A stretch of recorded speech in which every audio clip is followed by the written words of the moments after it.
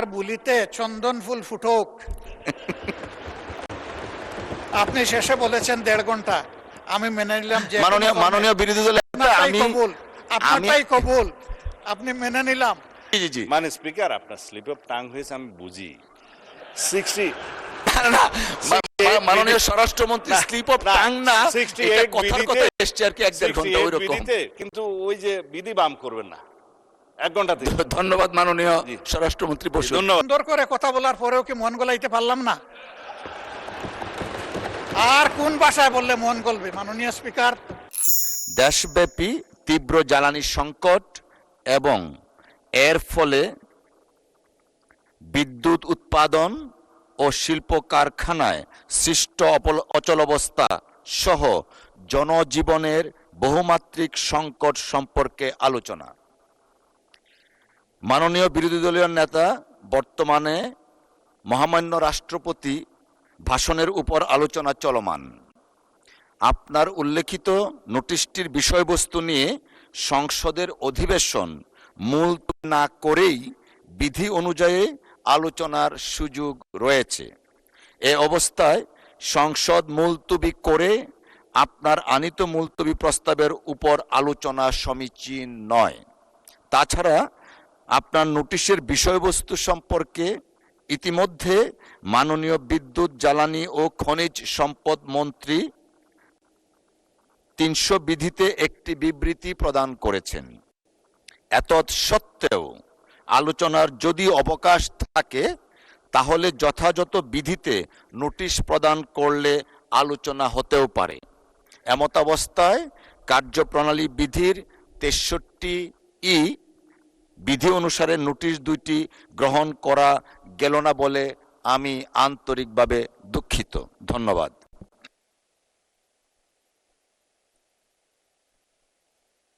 জি, মাননীয় বিরোধী দলীয় নেতা।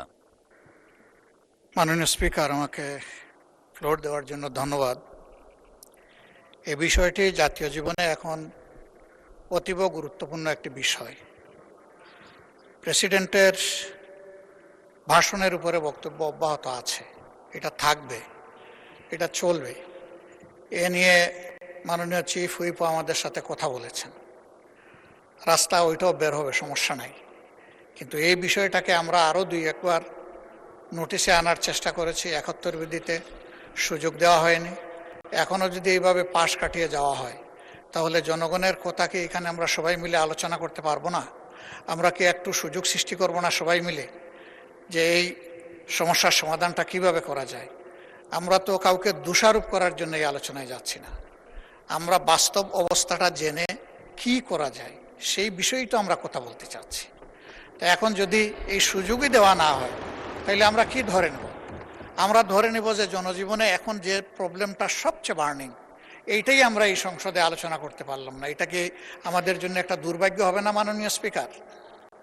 দেশের মানুষ তো প্রত্যাশা করছে। আমি নিজে এই বিষয়গুলো বাস্তবে বোঝার চেষ্টা করেছি। পত্রিকায় অনেক কিছু লেখা হয়, সামাজিক মিডিয়ায় অনেক কিছু আসে, তার কিছু বাস্তব কিছু অবাস্তব। নিজেকে বোঝার চেষ্টা করছে আসলে কতটুকু বাস্তব, কোন জায়গায় কোন সমস্যাটা।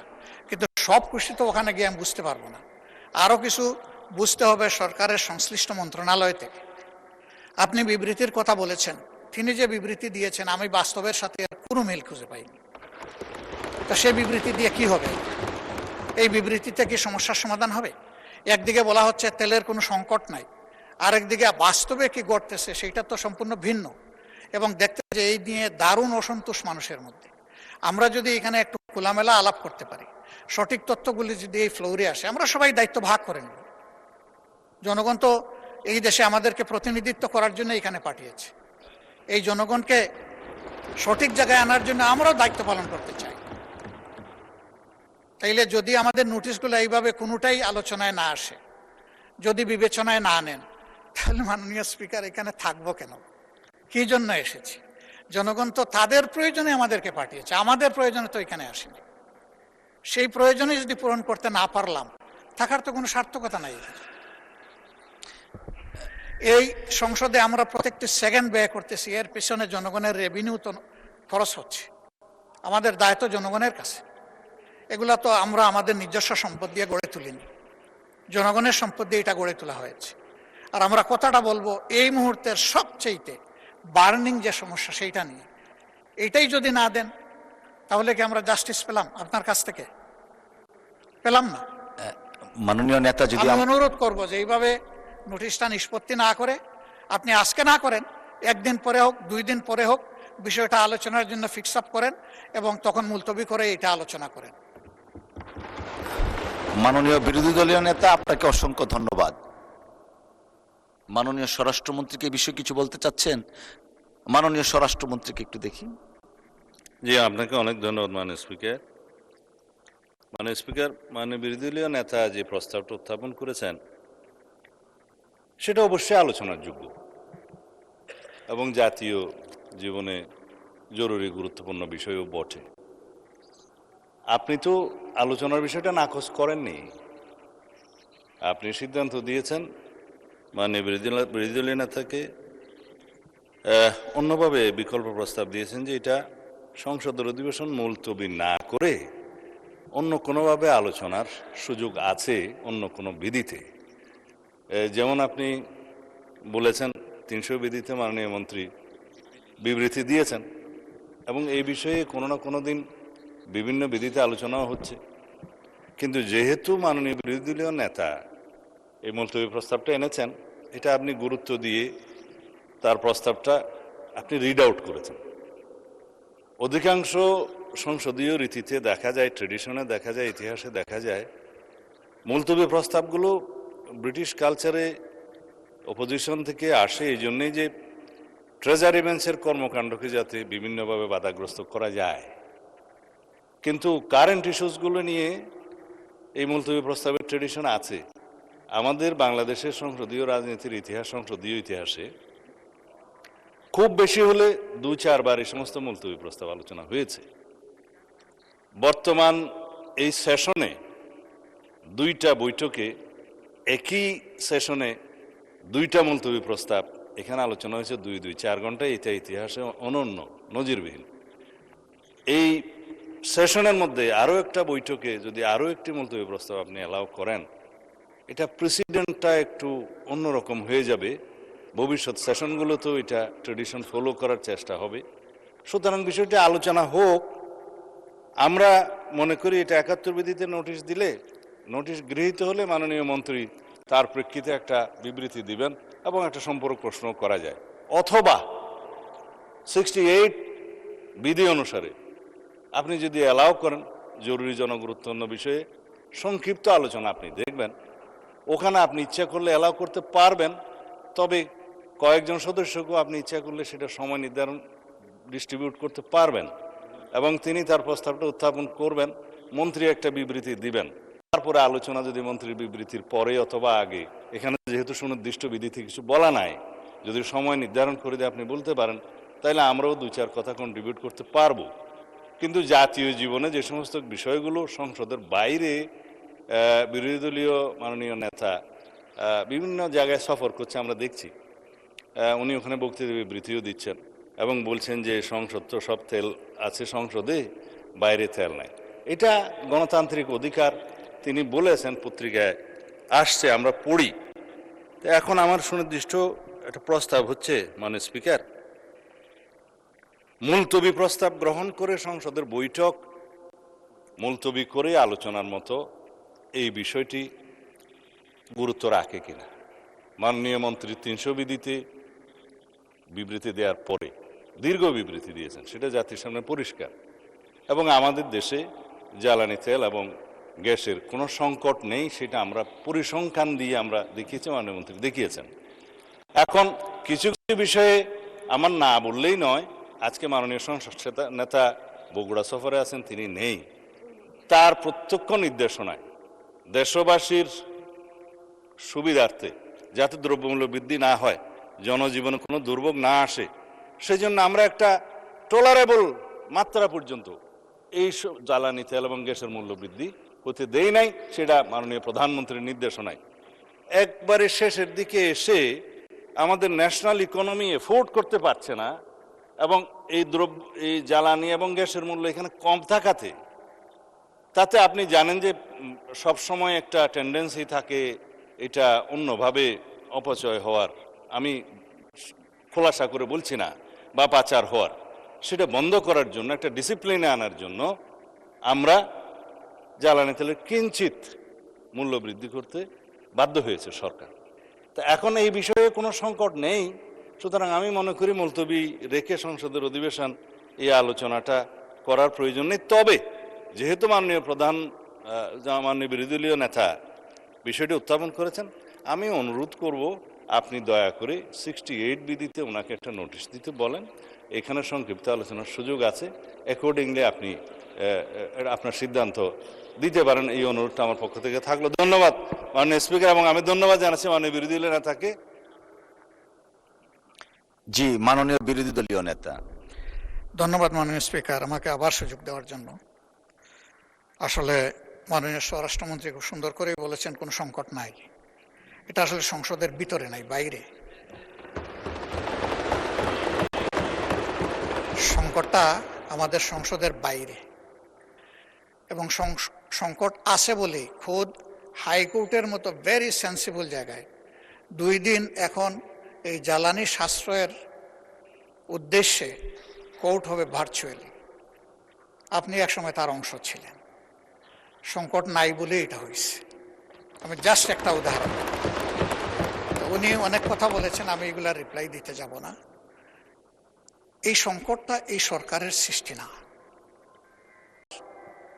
একটা ওয়ার সিচুয়েশন চলতেছে, আমরা এগুলা বুঝি, কথা বারবার আমরা বলতেছি। আমরা চাই সবাই মিলে এখানে কন্ট্রিবিউট করতে, প্রেশারটা ডিফিউজ করতে, সিচুয়েশনটাকে ইজি করতে। তাহলে সব দায়িত্বই যদি একা একাভাবে সরকারি দল পালন করে, আমরা কোনো সুযোগ পাবো না মাননীয় স্পিকার। আমরা তো এই দেশের নাগরিক, জনপ্রতিনিধি বাদ দিলাম, নাগরিক হিসাবেও তো আমাদের কিছু দায় আছে। আমরা ওই পজিটিভ অ্যাটিটিউডের জায়গা থেকেই এই আলোচনাটা দরকার বলে মনে করি। আমি ধন্যবাদ জানাই মাননীয় স্বরাষ্ট্রমন্ত্রীকে। উনি বলেছেন তারপরেও যদি আপনি গুরুত্বপূর্ণ বিবেচনা করেন, 68 বিধিতে আমাকে আপনি নোটিশ দেওয়ার জন্য অনুরোধ জানাতে পারেন, এবং আমি সেই নোটিশটা দিতে পারি। ওখানে তো আধা ঘন্টা সময়, তো আধা ঘন্টা সময়ের ভিতরে সরকারি দল বলবে কতটুকু, আমি বলবো কতটুকু, আমরা বলবো কতটুকু।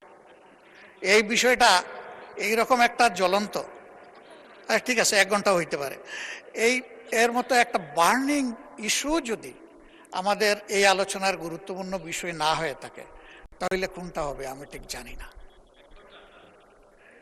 আমি মনে করি যে এই মুহূর্তে বাংলাদেশে প্রিভেইলিং যতগুলা সমস্যা আছে, এর মধ্যে সবচেয়ে গুরুতর সমস্যা হচ্ছে জ্বালানি সমস্যা, এবং এইটার সাথে সম্পৃক্ত অনেক কিছু, অনেক জিনিস। সেই গোটা অর্থনীতির চাকায় পাওয়ারের উপর নির্ভর করে। পাওয়ার জেনারেট করবে এই জ্বালানি দিয়ে। পাওয়ারের র মেটেরিয়ালস হচ্ছে জ্বালানি, গ্যাস হোক, তরল হোক, যাই হোক। আমরা এই বিষয়ে কন্ট্রিবিউশন রাখতে চাই, আমাদেরকে সুযোগ দেওয়া হোক।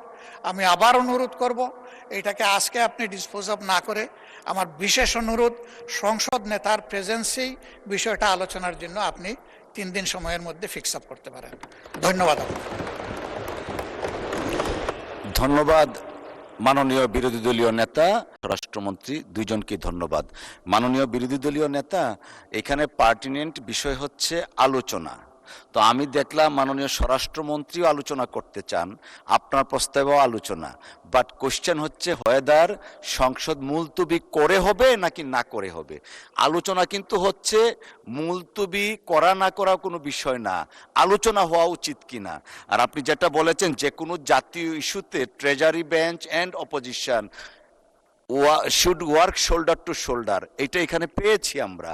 তো আমার মনে হয় আলোচনা হচ্ছে, বাট বিধিগতভাবে আমরা চিন্তা করলাম যে না, অল্টারনেট বিধিতে আলোচনা সুযোগ। যেমন দেখেন আজকে এত হারমোনিয়াস পরিবেশে প্রায় আধা ঘন্টার মতো আলোচনা অলরেডি হয়ে গেছে। সো এই আলোচনাটাই কন্টিনিউ আমরা করতে পারি। আর একটা বিধিতে আমি এটা আগেও একটু দেখে রেখেছি, সংসদকে মুলতবি করে আলোচনা না করে এই আলোচনাটাই আমরা সংসদের চলমান অবস্থা সাধারণ আলোচনা নিয়ে যাই।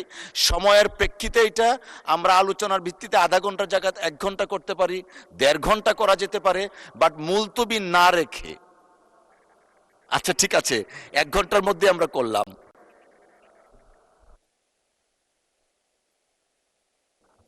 জি, মাননীয় বিরোধী দলীয় নেতা। ফুল ফুটুক, জি, আপনার বুলিতে চন্দন ফুল ফুটুক।